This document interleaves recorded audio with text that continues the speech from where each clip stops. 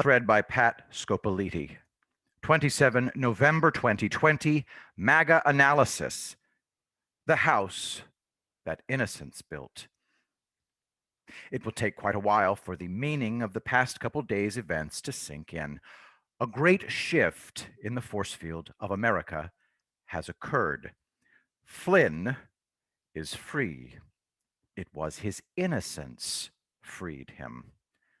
General Flynn tweeted yesterday, "This pardon of innocence is historic, sincerely appreciated, and should never happen in our country again. I will issue a personal statement later today. My family issued one yesterday. Thank you, America. Happy Thanksgiving." 1 Chronicles, chapter 16, verses 32 through 34. Pat continues, in his joyous tweet, but cautionary tweet, General Flynn points us to an extraordinary passage from the Old Testament. I didn't realize that this is a very traditional Thanksgiving Day passage until researching it just now. Here it is in full.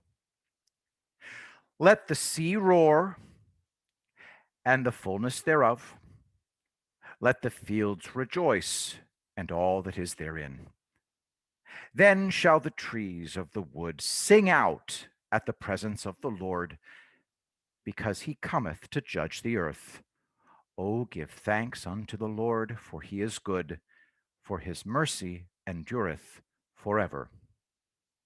I must confess, to get all 3 verses into one tweet, I had to delete the first 2 commas.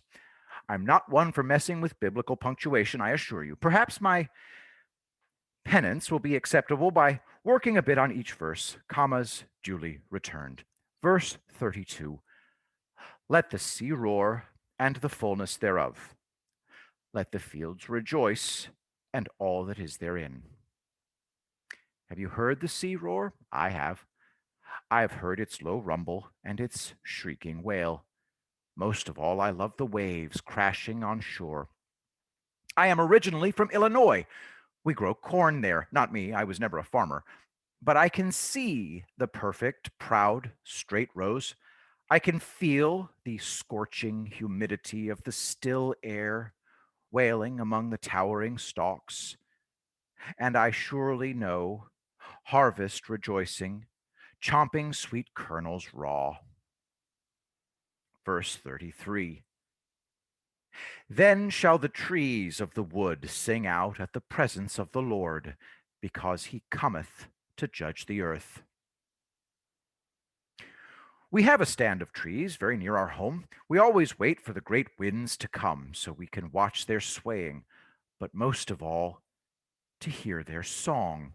When we turn to such passages, I always find it critical to let them speak with as little interference as I can.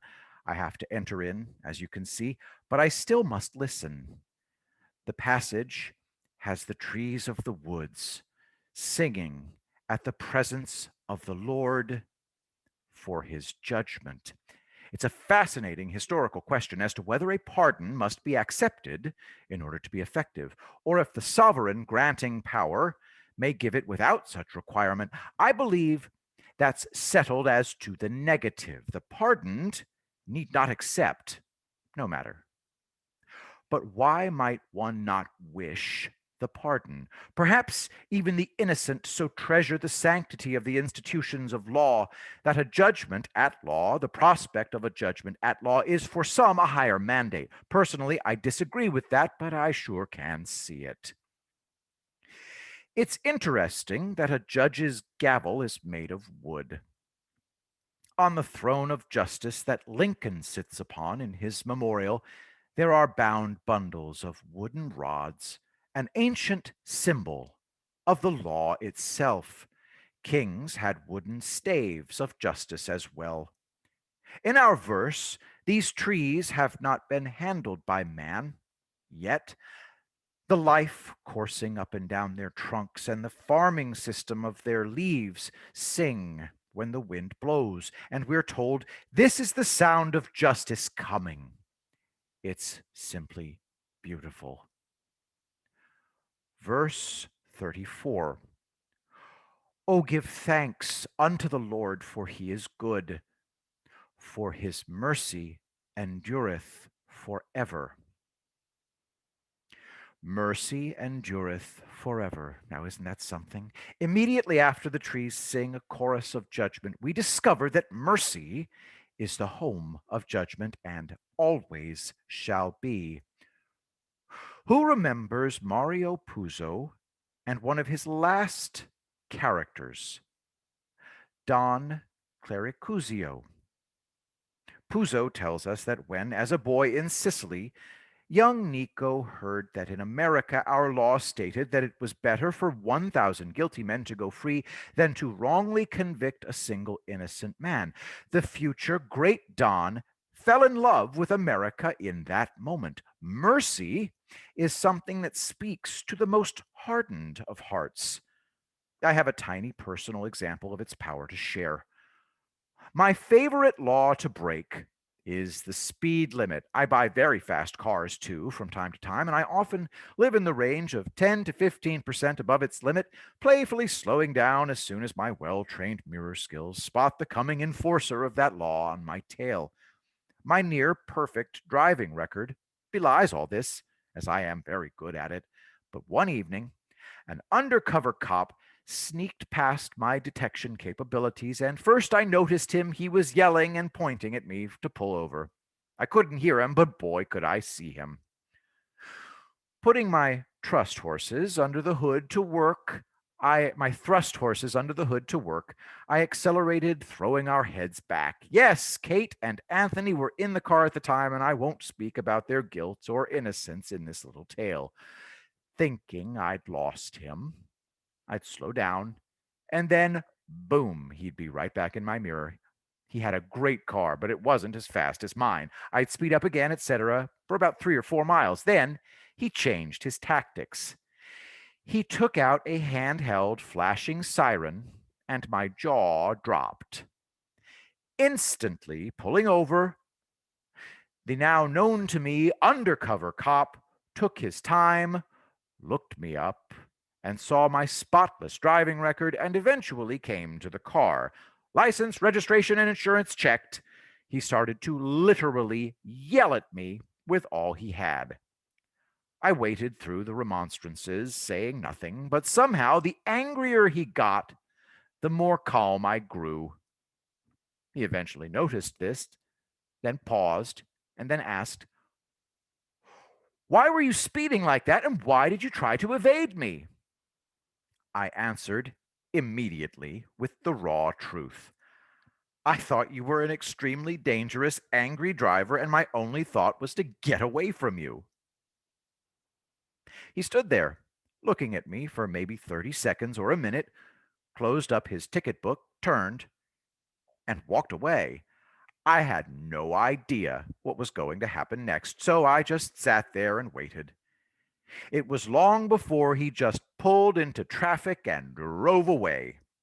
For me, that was a moment of mercy. To include emotions rising and falling, I'll guess the episode took about 40 minutes. And then the mercy's full force of joy, like the fields rejoicing, swept over all of us. I personally went from hating him to loving him. He gave me mercy. I still love him. In our conversations, General Flynn has never shared a single aspect of his suffering with me, with but a single exception. Essentially, he simply told me that all this was really hard. His stoic, great strength has amazed from start to finish on this vast injustice. Who can do the emotional, spiritual math to look at my little 40-minute experience and compare that to 4 entire years of persecution on TV and in front of the entire world? In this incredible moment, what does General Flynn do? He simply rejoices. Sharing this passage commends us to join him in rejoicing also.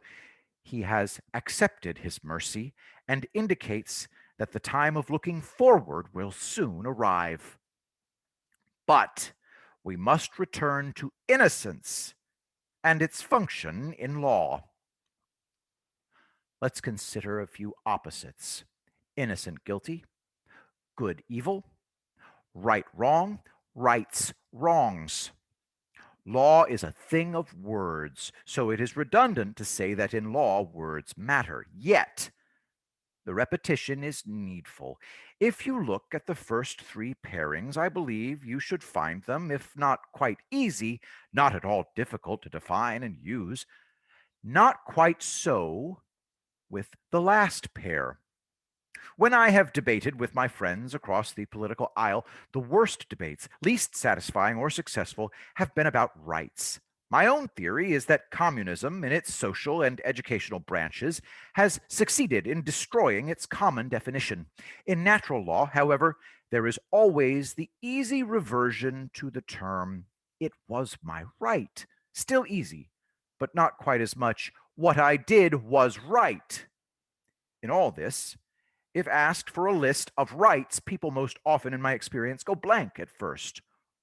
What are your rights? Let's go again with one of my favorite beloved little lists. Right as opposed to wrong, right as something inalienable to you, being right, having rights, doing right, having done many rights. If you know me, you know I might easily write, I almost spelled that right just to mess with you, an essay on each of the 6 forms of right and rights listed above. I won't today, but you never know about the future. Having teased you above, we now arrive at the true heart of today's ponderings. What exactly is the right of the presumption of innocence? In all of our law and in our being as a people, this is the most important right in law. Please note that I emphasize the term right in law above. Why? There are 4 cardinal rights in our American system, and they are life, liberty, the pursuit of happiness, and property. All other rights we may discuss are subordinate to and derive from those 4. The presumption of innocence may be the best policy for just about every interworking of good people. But unless stated so, you do not have such a right when you're at work. Husbands know better than to attempt that claim facing a raging wife, and etc. But in American law, there can be no greater nor more sacred principle. We often make the claim about ourselves that we are the greatest nation, not only on earth now, but actually in the entire history of all nations through time. I make that claim boldly and happily too. When I look back in future upon Donald Trump's first term, the promise made and kept that will always mean the most to me is the historic creation and use of a pardon of innocence on behalf of General Flynn. No, Trump did not make that specific promise. Rather, he promised a restoration of the rule of law. He always presumed Flynn innocent, and then he redrew the lines of law in order to execute true justice on Flynn's behalf. Mercy. I believe I'll conclude with that for today. I may do a part 2 on it tomorrow. I will state harshly that no aspect of the legal apparatus lived up to its legal duties in these past 4 years. It is the relief of that Trump did something about it, that I'll just let sink in. I will be the greatest president that God ever created.